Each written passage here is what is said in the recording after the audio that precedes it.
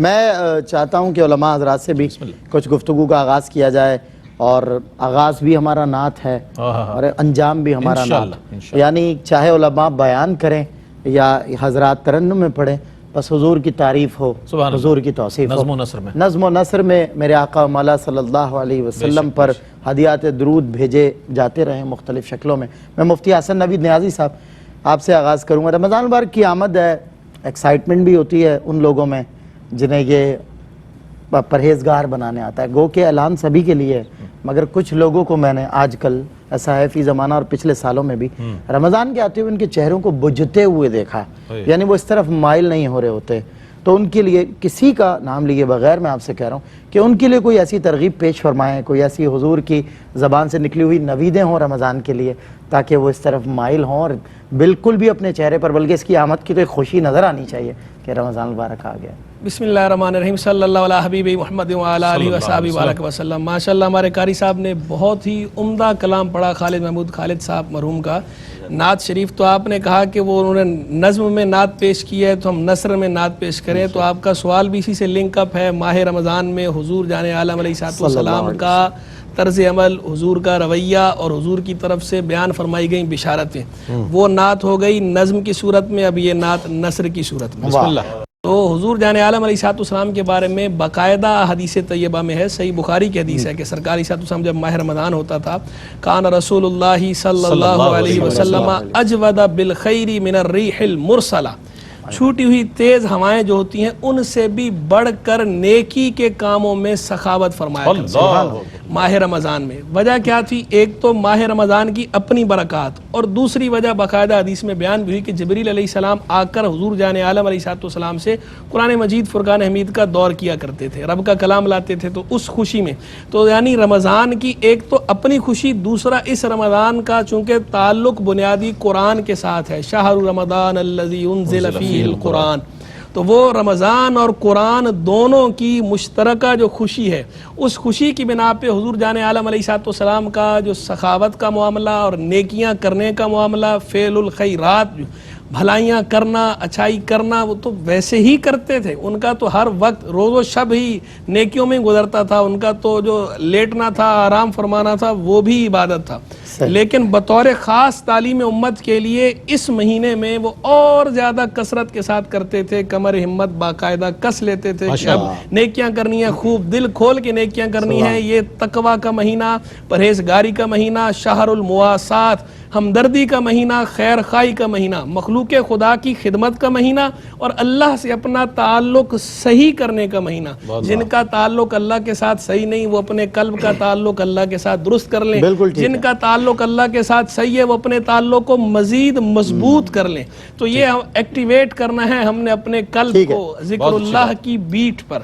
ماہ رمضان ہمیں یہ میسج دے رہا ہے لعلکم تتقون۔ اچھی بات، وقت اچھا گزرے۔ مفتی صاحب، جس طرح یہ سوال کیا گیا کہ سرکار علیہ السلام کی زبان حق ترجمان سے جس طرح سے اس کے لیے نوید آئی ہے اور جس طریقے سے آپ نے اپنے عمل مبارک سے ثابت کیا، تو یہ فرمائیے گا کہ ہم یہ دیکھتے ہیں کہ جب ماہ رمضان آتا ہے اہل ایمان کو خوشی سے محسوس ہوتی ہے، یہ جو خوشی محسوس ہوتی ہے کیوں ہوتی ہے؟ یہ ایمان کا کون سا درجہ ہے کہ ماہ رمضان کی آمد ہے اور ہر چہرہ کھلا ہوا نظر آ رہا ہے، اہل ایمان یہ سوچ رہے ہیں ہم انشاءاللہ کل سحری کریں گے، بلکہ اس سے بھی پہلے اٹھیں گے، کچھ تہجد پڑھیں گے اور تلاوت کریں گے، پھر روزہ اختیار کریں گے۔ یہ جو خوشی کا ایک تاثر ہے، یہ احساس ایمان کے کون سے درجے میں اس کو شمار کیا جائے گا؟ اعوذ باللہ من الشیطان الرجیم، بسم اللہ الرحمن الرحیم۔ جی بالکل، چونکہ یہ مہینہ بہت زیادہ رحمتوں اور برکتوں کا سبب ہے، اور اس مہینے کی ہر رات میں اللہ تبارک و تعالیٰ سینکڑوں بلکہ ہزاروں افراد کو جہنم کی آگ سے آزادی عطا فرماتا ہے، اور خصوصیت کے ساتھ لیلۃ القدر جو ہے اس کی برکات جو ہے اس کا تو شمار ہی نہیں کیا جا سکتا ہے۔ تو یہ وہ برکات ہیں جن کے باعث ایک مسلمان کے دل میں یہ امید پیدا ہوتی ہے کہ بوجود کثرت غفلت کے یہ ایک ایسا مہینہ ہے جو اللہ تبارک و تعالیٰ کی رحمت کے متوجہ ہونے کا سبب بن سکتا ہے۔ انسان اپنی سی کوشش کرے اور غور و تفکر کرے کہ اللہ تبارک و تعالیٰ نے اس ماہ مقدس کو کیوں مقرر فرمایا، اس کی مقصدیت کیا ہے، اور اس ڈیو پروسیس سے کیوں گزارا ہے۔ اللہ تعالیٰ اپنے بندوں کو معاذ اللہ تکلیف تو دینا نہیں چاہتا، پیاس ہے اور دیگر نفسانی خواہش سے دور رکھا گیا ہے، تو سبب کیا ہے تو اصل میں ایک وجہ تو خوشی کی یہ ہے کہ اللہ تبارک و تعالیٰ کی رحمت اسے حاصل ہوتی ہے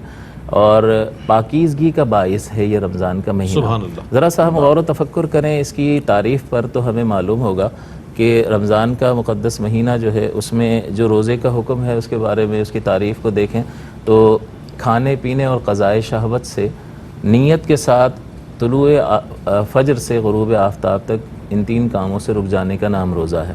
تو اب ان تینوں کاموں پر غور کیا جائے تو یہ تینوں جو ہے حیوانی تقاضے ہیں. انسان کی جو فطری اور جبلی تقاضے ہیں یہ حیوان بھی کھاتا پیتا ہے اور افزائش نسل کرتا ہے اور انسان بھی.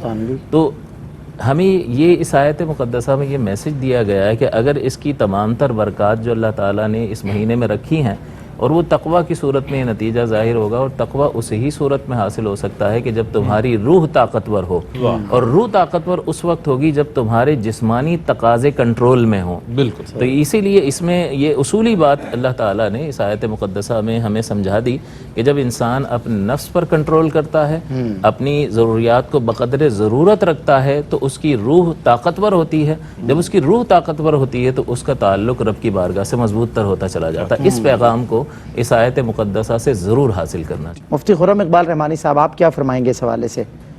بلا شبہ چونکہ پیارے آقا صلی اللہ تعالیٰ علیہ وسلم کے صدقے میں اللہ نے ہمیں بے شمار نعمتوں سے نوازا. صحیح. ان نعمتوں میں ماہ رمضان بھی ہے، قرآن بھی ہے، اور اس ماہ رمضان شریف کی جو خاص رحمتیں و برکتیں ہیں اس کا پیارے آقا صلی اللہ علیہ وسلم نے خود باقاعدہ اعلان فرمایا اور صحابہ کرام رضوان اللہ تعالی علیہم اجمعین کو باقاعدہ ترغیب بھی دی اور تیار بھی کیا.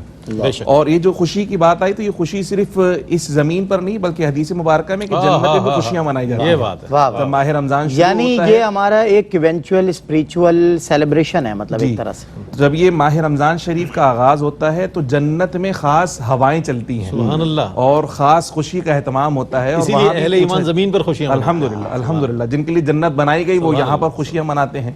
تو خاص پیارے آقا صلی اللہ علیہ وسلم نے ارشاد فرمایا کہ ایسا مہینہ تم پر سایہ فگن ہونے والا ہے جس میں ایک رات ایسی ہے جو 1000 مہینوں سے بہتر ہے. یعنی تقریباً 80 سال کے قریب بنتے ہیں. میں اگر مستقل عبادت کرتا رہوں 80 سال وہ ایک طرف، اور اس ایک رات کی عبادت ان 1000 مہینوں کی عبادت سے بہتر وہ اللہ نے حضور کے صدقے میں عطا فرمائی کہ ایک خاص رات جس میں 2 رکعت اگر نفل پڑھ لی جائے تو اللہ کریم اپنے حبیب کے صدقے میں اتنا ثواب عطا فرماتا ہے. تو وہ خوشی ہے.